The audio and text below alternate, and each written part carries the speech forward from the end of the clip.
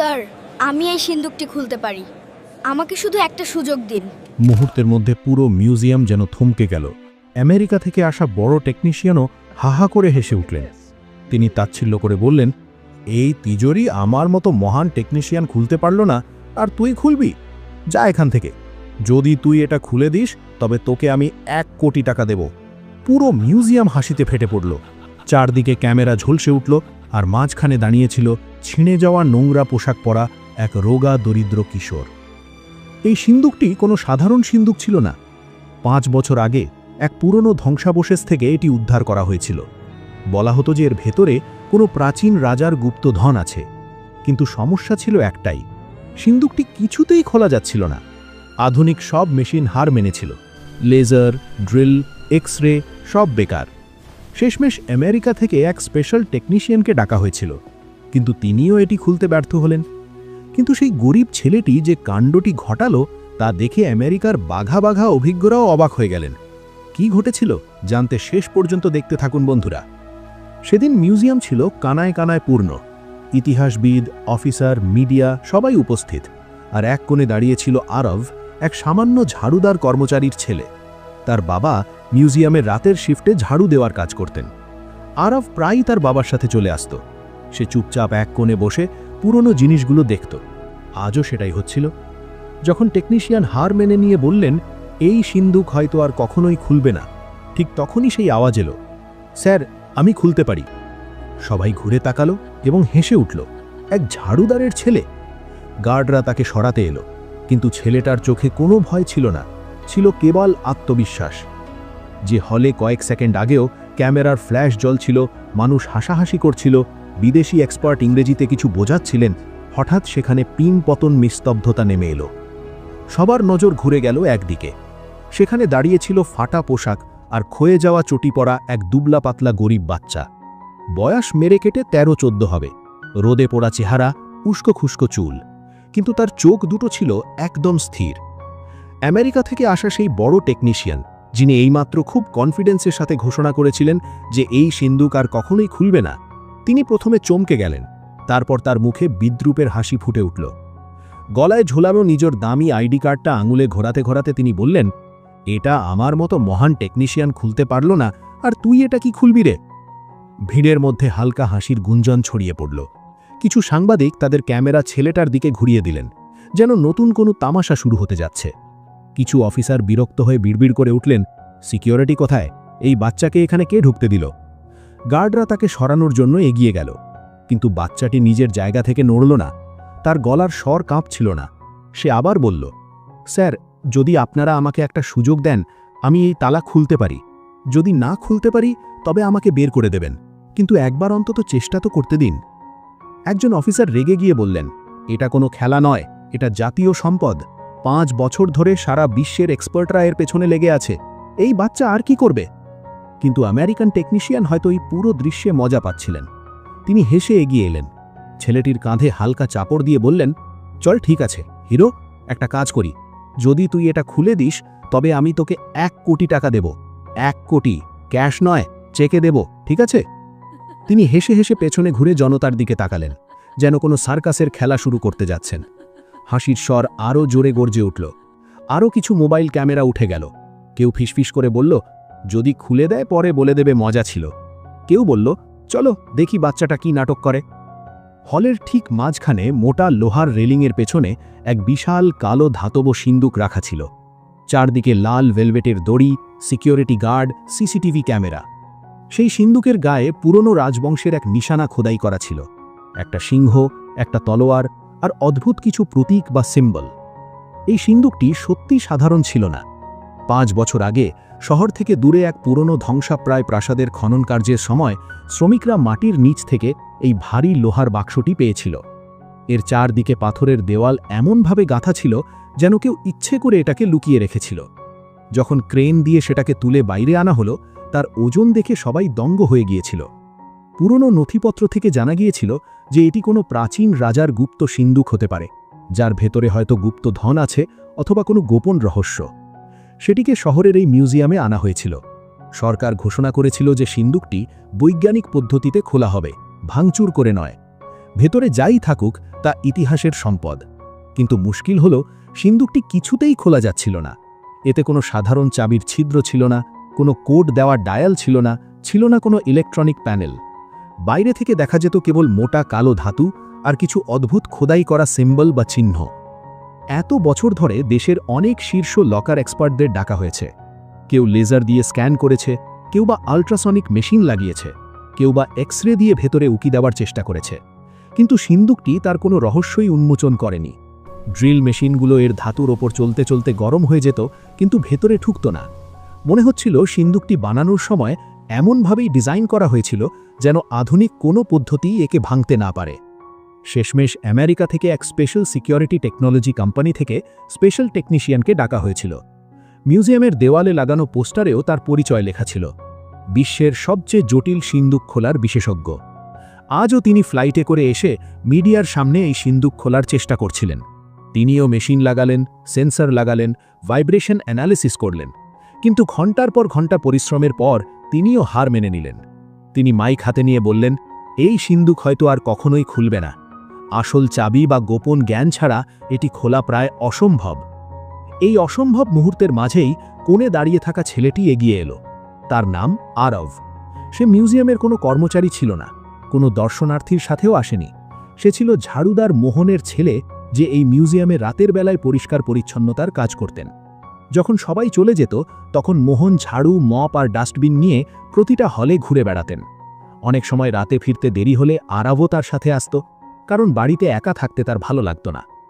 ছোটবেলা থেকেই আরব এই মিউজিয়ামের দেওয়াল, মূর্তি, পুরনো তলোয়ার, মুদ্রা আর ছবিগুলোকে অন্য নজরে দেখত। যখন তার বাবা ঝাড়ু দিতেন, সে কোণে বসে পুরনো জিনিসগুলোর গায়ে লেখা ছোট ছোট বোর্ড পড়ার চেষ্টা করত। মাঝে মাঝে গার্ডরা তাকে ধমক দিত, এসব ছোবে না। কিন্তু তার চোখ প্রতিটি জিনিসকে একজন পর্যবেক্ষকের মতো দেখত। প্যাটার্ন, সিম্বল, শেপ, তালা, কবজা। আরেকটা অদ্ভুত ব্যাপার ছিল, আরবের দাদু, যিনি এখন আর এই পৃথিবীতে নেই, প্রায়ই বলতেন, আমরা একসময় রাজার লোক ছিলাম। ছোটবেলায় আরবের কাছেই সব কথা গল্পের মতো লাগত, যেন দাদু ফালতু বড়াই করছেন। কিন্তু দাদু যা কিছু বলতেন তাতে এত খুঁটিনাটি বিবরণ থাকত যে সে মাঝে মাঝে ভাবনায় পড়ে যেত। যেমন দাদু বলতেন, আমাদের পূর্বপুরুষরা তালা বানাতেন, এমন তালা যা কেউ খুলতে পারে না, আবার এমনও তালা যা কেবল ইচ্ছাশক্তি দিয়ে খোলা যায়। রাজাদের খাজানা রক্ষার দায়িত্ব আমাদের প্রজন্মের ওপরই ছিল। যখন দাদু মারা গেলেন, এই কথাগুলো বাতাসে মিলিয়ে গেল। কিন্তু একদিন মিউজিয়ামের পিছনের অংশে, পুরনো লাইব্রেরির স্টোর রুমের মতো একটি ঘরে, যেখানে ভাঙা চেয়ার, পুরনো বাক্স আর নষ্ট পোস্টার রাখা ছিল, সেখানে আরব অদ্ভুত কিছু খুঁজে পেল। সে তার বাবার সাথে রাতের শিফটে এসেছিল। তার বাবা এবং অন্য একজন ঝাড়ুদার সেই ঘরটি পরিষ্কার করছিলেন। সবাই চলে যাওয়ার পর আরব চুপিসারে আবার সেই ঘরে গেল। সে একটা বই তুলে খুলল। সেই বইটিতে অদ্ভুত সব চিহ্ন, তালার নকশা, গিয়ার, সিন্দুকের ভেতরের গঠন এবং তার সাথে কিছু গোপন কৌশল ও সিম্বল বেসড কম্বিনেশন আঁকা ছিল। বেশ কিছু জায়গায় একই রকম চিহ্ন সে মিউজিয়ামের সেই সিন্দুকের গায়েও দেখেছিল। তার হৃৎস্পন্দন বেড়ে গেল। কিছু পাতায় লেখা ছিল, রাজ সিন্দুকের গোপন তালার বিধান কেবল বংশধরদের জন্য, শব্দহীনভাবে খোলা সিন্দুক, স্মৃতি দিয়ে খোলা তালা। সে পুরোটা বুঝল না, কিন্তু এটুকু বুঝল যে এটি কোনো সাধারণ ডায়েরি নয়। তার মনে পড়ে গেল, দাদু বলতেন, আমাদের কাছে সেই বিদ্যা ছিল যার মাধ্যমে সিন্দুক চাবি ছাড়াই খোলা যায় এবং ভাঙচুর না করেই বন্ধও করা যায়। এরপর বেশ কয়েক রাত ধরে, যখন তার বাবা উপরের হলে পরিষ্কার করতেন, আরব নিচের স্টোর রুমে বসে সেই বইগুলো পড়ার চেষ্টা করত। ভাষাটা ছিল পুরনো, কিন্তু ধীরে ধীরে সে প্রতীকগুলোর ভাষা বুঝতে শুরু করল। প্রতিটি চিহ্নের অর্থ, প্রতিটি আঁচড়ের অবস্থানের যুক্তি। সে শূন্যে হাত মেরে প্যাটার্ন তৈরির প্র্যাকটিস করত, যেন কোনো অদৃশ্য তালা খুলছে। এবং তারপর যখন 500 বছর পুরনো সেই সিন্দুকের খবর প্রথমবার মিউজিয়ামে এলো, তার ভেতরে কিছু একটা নড়ে উঠল। যখন সে প্রথমবার সিন্দুকটি দেখল, সে থমকে গেল। এটা তো সেই একই প্যাটার্ন। সিন্দুকের গায়ে খোদাই করার কিছু চিহ্ন, কিছু কোণ বইয়ের ডিজাইনের সাথে হুবহু মিলে যাচ্ছিল। সেদিন থেকেই তার মাথায় এক পাগলাটে চিন্তা ঘুরপাক খেতে লাগল। এটা কি সেই রাজ সিন্দুক হতে পারে যার কথা দাদু বলতেন? আমাদের পূর্বপুরুষরাই কি এই তালা বানিয়েছিলেন? সে বাড়ি এসে নোটবুকে স্কেচ আঁকত, রাতে বইগুলোর সাথে চিহ্নগুলো মিলিয়ে দেখত। ধীরে ধীরে তার মাথায় পুরো তালার একটা নকশা তৈরি হয়ে গেল। সে বুঝতে পারল এটা কেবল ধাতুর কোনো টুকরো নয়, এটি আসলে ভেতরের লকিং প্লেট, স্লাইডিং ওয়েজ এবং ওজনের উপর ভিত্তি করা এক জটিল মেকানিজমের জাল, যা নির্দিষ্ট কিছু জায়গায় হালকা চাপ দিলেই আনলক হতে পারে। কিন্তু এসব ছিল কেবল থিওরি, বাস্তবে করে দেখার কোনো সুযোগ তার ছিল না। আজ যখন বিদেশি টেকনিশিয়ান হার মেনে নিয়ে বললেন এই সিন্দুক হয়তো কখনোই খুলবে না, তখন আরবের ভেতরে কিছু একটা ভেঙে যাওয়ার উপক্রম হলো। তার মনে হলো যেন তার পূর্বপুরুষদের বিদ্যাকে কেউ অপমান করছে। সেই আবেগের বশেই সে আওয়াজ দিয়ে উঠল, স্যার, আমি খুলতে পারি। এখন সে এমন এক জায়গায় পৌঁছে গেছে যে হয় তাকে পুরোপুরি পাগল বলা হবে, নয়তো সে ইতিহাস বদলে দেবে। আমেরিকান টেকনিশিয়ান তাকে চ্যালেঞ্জ ছুড়ে দিয়েছে, জনতা এটাকে তামাশা হিসাবে নিয়েছে। এখন সবার নজর মাঝখানে দাঁড়িয়ে থাকা সেই ছেলেটির দিকে। আরব ধীরে ধীরে এগিয়ে গেল। তার বাবা ভিড় ঠেলে দৌড়ে এলেন, আরে বেটা, তুই এসব কি করছিস? এসব বড় লোকদের কাজ, নিচে নেমে আয়। কিন্তু এখন আর বিষয়টা বাবা আর ছেলের মধ্যে সীমাবদ্ধ ছিল না। এটা এখন তার বিশ্বাস এবং পুরো বংশের ওপর লেগে থাকা মিথ্যে অপবাদের লড়াই। সে সিন্দুকের কাছে গিয়ে হাত দিয়ে তার ঠান্ডা উপরিতল স্পর্শ করল। ধাতুটা ঠান্ডা ছিল, কিন্তু তার শরীরের ভেতর দিয়ে এক উষ্ণ স্রোত বয়ে যাচ্ছিল। সে গভীর শ্বাস নিল। সে কোনো মেশিনের দাবি করল না, না কোনো হাতুড়ি চাইল, না কোনো যন্ত্রপাতি।